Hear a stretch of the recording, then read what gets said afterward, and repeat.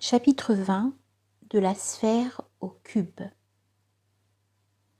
Après avoir donné quelques illustrations de ce que nous avons désigné comme la solidification du monde, il nous reste encore à parler de sa représentation dans le symbolisme géométrique, où elle peut être figurée par un passage graduel de la sphère au cube. Et en effet, tout d'abord, la sphère est proprement la forme primordiale, parce qu'elle est la moins spécifiée de toutes, étant semblable à elle-même dans toutes les directions, de sorte que, dans un mouvement de rotation quelconque autour de son centre, toutes ces positions successives sont toujours rigoureusement superposables les unes aux autres. C'est donc là, pourrait-on dire, la forme la plus universelle de toutes, contenant en quelque façon toutes les autres, qui en sortiront par des différenciations s'effectuant suivant certaines directions particulières. Et c'est pourquoi cette forme sphérique est, dans toutes les traditions, celle de l'œuf du monde, c'est-à-dire de ce qui représente l'ensemble global, dans leur état premier et embryonnaire, de toutes les possibilités qui se développeront au cours d'un cycle de manifestation.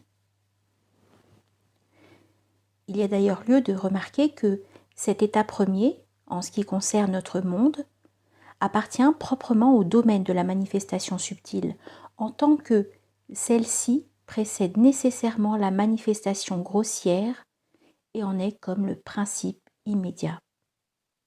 Et c'est pourquoi, en fait, la forme sphérique parfaite, ou la forme circulaire qui lui correspond dans la géométrie plane, comme section de la sphère par un plan de direction quelconque, ne se trouve jamais réalisée dans le monde corporel. D'autre part, le cube est au contraire la forme la plus arrêtée de toutes, si l'on peut s'exprimer ainsi, c'est-à-dire celle qui correspond au maximum de spécification.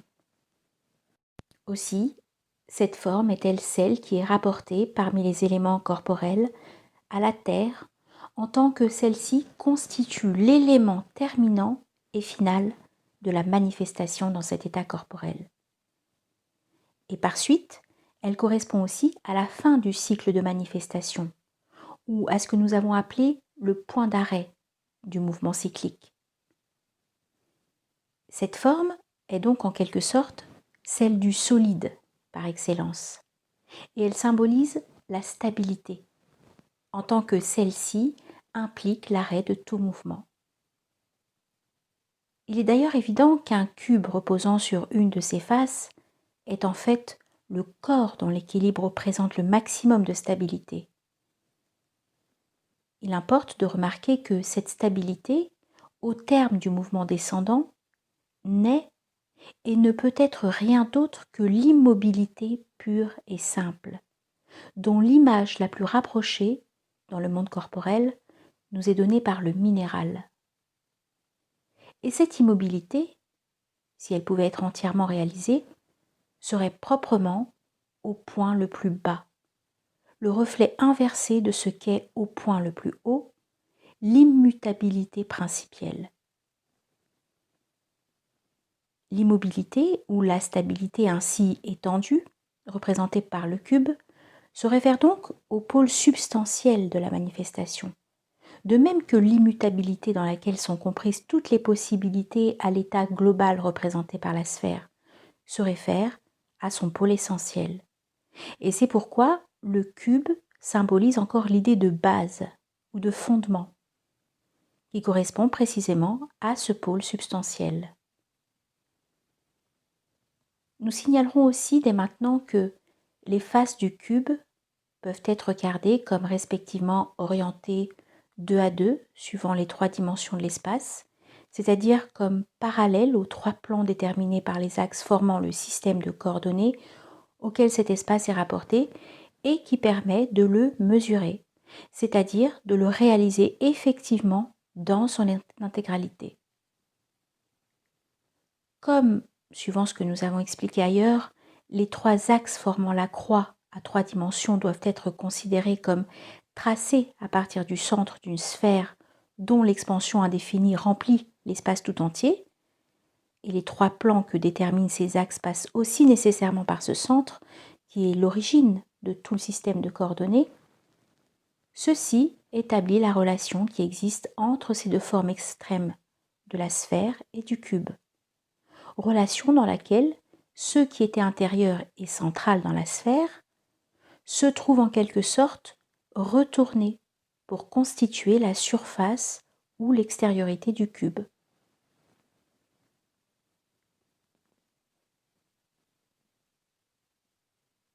Le cube représente d'ailleurs la Terre dans toutes les acceptions traditionnelles de ce mot, c'est-à-dire non pas seulement la Terre en tant qu'élément corporel, ainsi que nous l'avons dit tout à l'heure, mais aussi un principe d'ordre beaucoup plus universel, celui que la tradition extrême-orientale désigne comme la Terre, en corrélation avec le ciel.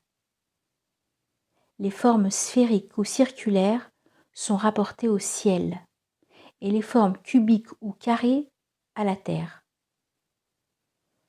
Comme ces 2 termes complémentaires sont les équivalents de Purusha et de Prakriti dans la doctrine hindoue, c'est-à-dire qu'ils ne sont qu'une autre expression de l'essence et de la substance entendue au sens universel, on arrive encore ici exactement à la même conclusion que précédemment. Et il est du reste évident que, comme les notions mêmes d'essence et de substance, le même symbolisme est toujours susceptible de s'appliquer à des différents niveaux, c'est-à-dire aussi bien au principe d'un état particulier d'existence qu'à ceux de l'ensemble de la manifestation universelle. En même temps que ces formes géométriques, on rapporte aussi au ciel et à la terre les instruments qui servent à les tracer respectivement, c'est-à-dire le compas et l'équerre. Dans le symbolisme de la tradition extrême orientale, aussi bien que dans celui des traditions initiatiques occidentales. Et les correspondances de ces formes donnent naturellement lieu, en diverses circonstances, à de multiples applications symboliques et rituelles. Un autre cas où la relation de ces mêmes formes géométriques est encore mise en évidence, c'est le symbolisme du paradis terrestre et de la Jérusalem céleste dont nous avons eu déjà l'occasion de parler ailleurs.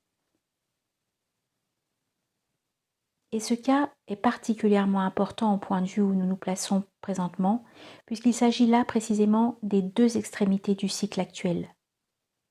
Or, la forme du paradis terrestre qui correspond au début de ce cycle est circulaire, tandis que celle de la Jérusalem céleste, qui correspond à sa fin, est carrée. Et l'enceinte circulaire du paradis terrestre n'est autre chose que la coupe horizontale de l'œuf du monde, c'est-à-dire de la forme sphérique universelle et primordiale. On pourrait dire que c'est ce cercle même qui se change finalement en un carré, puisque les 2 extrémités doivent se rejoindre, ou plutôt se correspondre exactement, le cycle n'étant jamais réellement fermé, ce qui impliquerait une répétition impossible. La présence du même arbre de vie au centre dans les 2 cas indique bien qu'il ne s'agit en effet que de 2 états d'une même chose. Et le carré figure ici l'achèvement des possibilités de ce cycle, qui était en germe dans l'enceinte organique circulaire du début, et qui sont alors fixés et stabilisés dans un état en quelque sorte définitif, tout au moins par rapport à ce cycle lui-même. Ce résultat final peut encore être représenté comme une cristallisation, ce qui répond toujours à la forme cubique ou carrée dans sa section plane. On a alors une ville avec un symbolisme minéral, tandis qu'au début on avait un jardin avec un symbolisme végétal. La végétation représentant l'élaboration des germes dans la sphère de l'assimilation vitale. Nous rappellerons ce que nous avons dit plus haut sur l'immobilité du minéral comme image du terme vers lequel tend la solidification du monde. Mais il y a lieu d'ajouter qu'ici, il s'agit du minéral considéré dans un état déjà transformé ou sublimée, car ce sont des pierres précieuses qui figurent dans la description de la Jérusalem céleste. C'est pourquoi la fixation n'est réellement définitive que par rapport au cycle actuel et au-delà du point d'arrêt. Cette même Jérusalem céleste doit, en vertu de l'enchaînement causal qui n'admet aucune discontinuité effective, devenir le paradis terrestre du cycle futur, le commencement de celui-ci et la fin de celui qui le précède n'étant proprement qu'un seul et même moment vu de deux côtés opposés.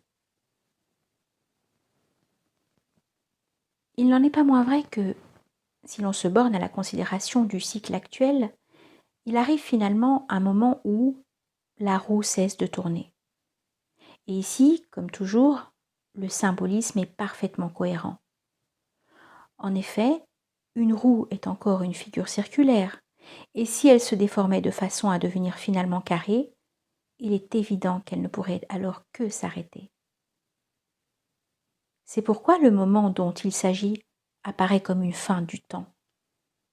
Et c'est alors que, suivant la tradition hindoue, les 12 soleils brilleront simultanément, car le temps est mesuré effectivement par le parcours du soleil à travers les 12 signes du zodiaque, constituant le cycle annuel, et, la rotation étant arrêtée, les 12 aspects correspondants se fondront, pour ainsi dire, en un seul, rentrant ainsi dans l'unité essentielle et primordiale de leur nature, comme, puisqu'ils ne diffèrent que sous le rapport de la manifestation cyclique qui sera alors terminée.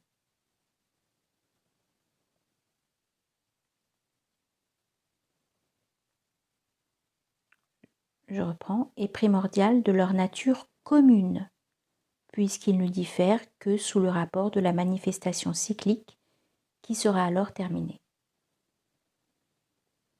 D'autre part, le changement du cercle en un carré équivalent est ce qu'on désigne comme la quadrature du cercle. Ceux qui déclarent que celle-ci est un problème insoluble, bien qu'ils en ignorent totalement la signification symbolique, se trouvent donc avoir raison en fait, puisque cette quadrature, entendue dans son vrai sens, ne pourra être réalisée qu'à la fin même du cycle. Il résulte encore de tout cela que la solidification du monde se présente en quelque sorte avec un double sens. Considérée en elle-même, au cours du cycle, comme la conséquence d'un mouvement descendant vers la quantité et la matérialité, elle a évidemment une signification défavorable, et même sinistre, opposée à la spiritualité. Mais d'un autre côté, elle n'en est pas moins nécessaire pour préparer, bien que d'une façon qu'on pourrait dire négative, la fixation ultime des résultats du cycle sous la forme de la Jérusalem céleste, où ces résultats deviendront aussitôt les germes des possibilités du cycle futur. Seulement, il va de soi que, dans cette fixation ultime elle-même, et pour qu'elle soit ainsi véritablement une restauration de l'état primordial, il faut une intervention immédiate d'un principe transcendant, sans quoi rien ne pourrait être sauvé, et le cosmos s'évanouirait purement et simplement dans le chaos. C'est cette intervention qui produit le retournement final, déjà figuré par la transmutation du minéral dans la Jérusalem céleste, et amenant ensuite la réapparition du paradis terrestre dans le monde visible, où il y aura désormais de nouveaux cieux et une nouvelle terre, puisque ce sera le début d'un autre Manvatara et de l'existence d'une autre humanité.